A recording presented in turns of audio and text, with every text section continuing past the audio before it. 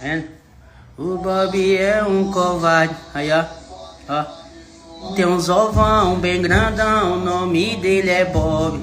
Os ovos tá pra bater no short. Ele só tem é ovo. O nome dele ali é Bob. Que, porra? Então, é uns ovos grandão mesmo, porque é o quê?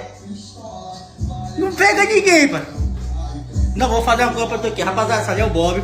Entendeu? O Bob, ele tá precisando muito de cruzar. Desde o tempo que eu peguei ele pra criar, que até o quê? Uns 7 anos já. O Bob nunca, assim, teve relação com cachorra nenhuma.